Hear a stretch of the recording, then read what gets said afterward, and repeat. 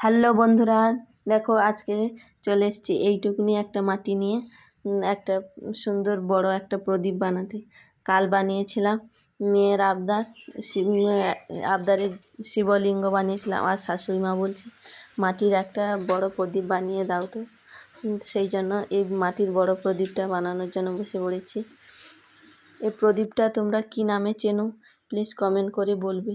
আমার শাশুড়ি মা যা বলছে এটা নাকি জাগ্রহ প্রদীপ, তাই শাশুড়ি মা যখন বলছে সেই জন্য প্রদীপটা বানাতে বসেছি।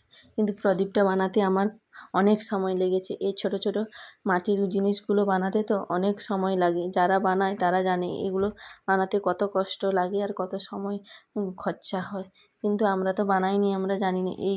সেই জন্য আমি এই যে প্রথম বানিয়েছি, আমি বুঝতে পেরেছি এটা বানাতে কত সময় লেগেছে। আমার প্রায় 2 ঘন্টা মতন সময় লেগেছে আমার এই জাগ্রহ প্রদীপটা বানাতে।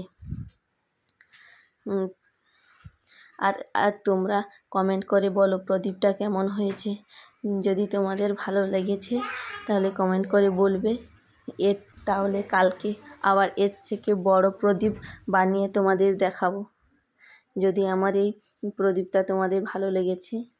আর বাইরে কত বৃষ্টি হচ্ছে দেখো তোমার।